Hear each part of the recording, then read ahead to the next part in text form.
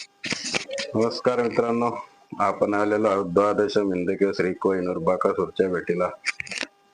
खरं तर मामांना पण भेटायचं होतं, पण मामा काही भेटले नाही. पण मोहिलशेठ आपल्याला भेटलेले आहेत. बकासूर कधी पळताना दिसेल तरी अंदाजे? काय सांगता येत नाही, आता पावसामुळे गडबड चालू आहे, त्यामुळे अजून नियोजन काही झालेलं नाही. आणि आपले ते जे लाले आहे आणि बाळूभाई त्यांच्याविषयी असं ते पावसाळ्यात झाल्यावर पाऊस उघडल्यावर दिसतील सगळी मैदानात. ते पण त्यांना फेरे वगैरे चालू असतं का? नाही, आता पावसामुळे काय बाहेर जायला चान्सच नाही ना, जायला भरपूर पाऊस चालू आहे आपल्या इकडे. हो का? हो.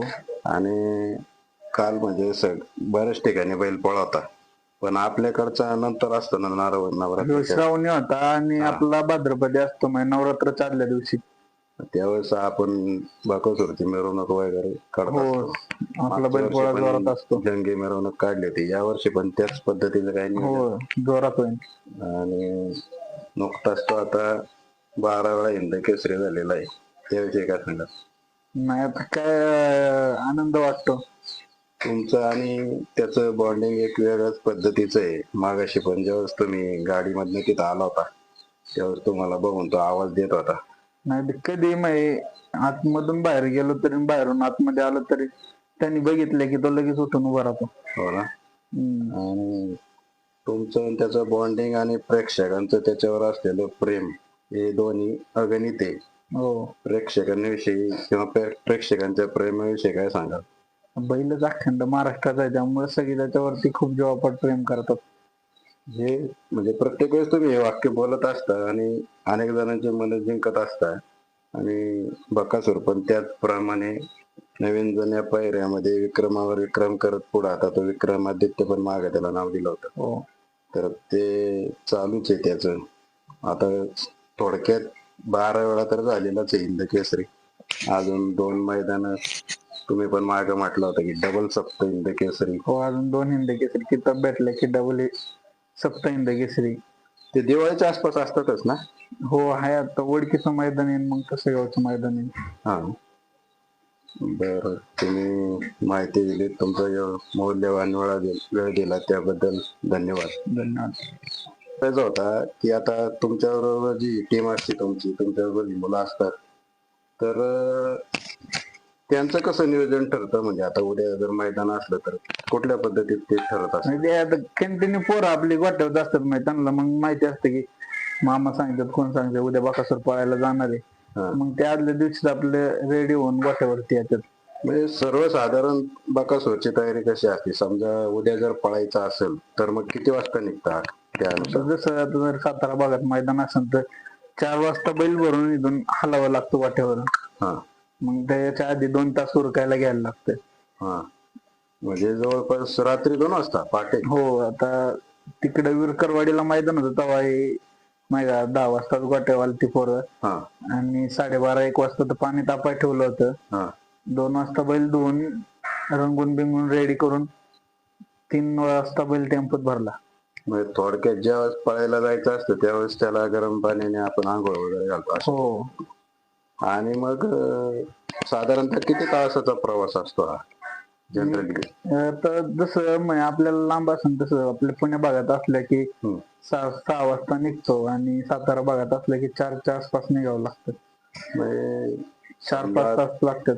4 तास कंटिन्यू. साताऱ्याला जायला किती वेळ लागतो आपल्याला? 4 तासाच्या पुढेच लागतं. 4-4.5 तास. 4-4.5. ते पण आता रात्रीचं असेल तर ट्रॅव्हलिंग थोडस चांगल्या पद्धतीचं होतं. आणि येताना त्यापेक्षा जास्त वेळ लागत असेल ट्रॅफिक मुळे. लवकर घरी आलं तर मग ट्रॉफिक लागते आपल्या कात्रज भागामध्ये.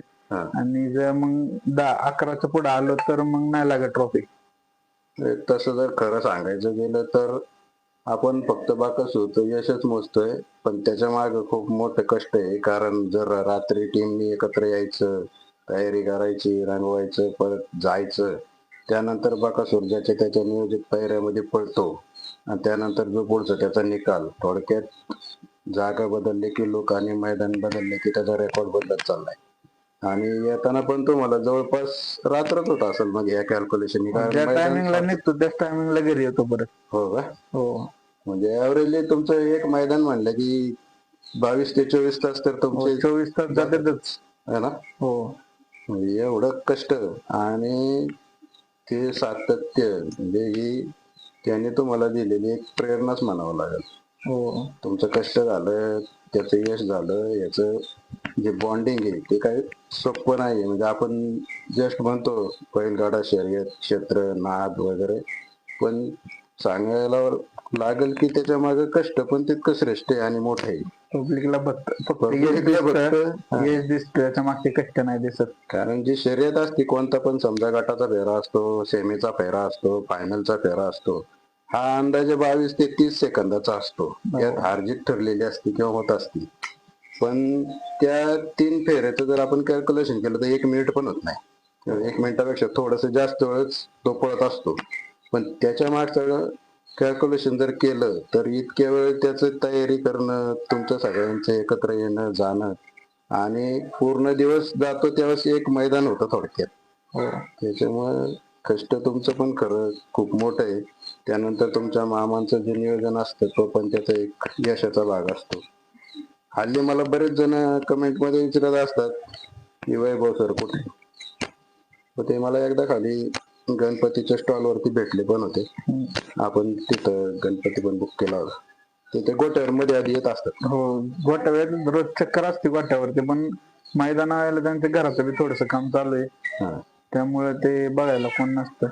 याच्या काळात थोडक्यात दिसतील. म्हणजे आता हे थोडेसे दिवस पावसाचे वगैरे निघून गेले, त्यांचं काम पूर्ण झालं तर ते येत्या काळात मैदानात पण आपल्याला सगळ्यांना दिसतील. तुमचं हे कष्ट आणि बकासूरचं श्रेष्ठ यश या दोघांना सलाम. आणि हे तुमची सगळ्या टीमची साथ अशीच पुढे चालत राहो आणि बकासूर विक्रमात करत राहो याच शुभेच्छा. आणि तुम्ही जो मौल्यवान वेळ दिला त्याबद्दल पुन्हा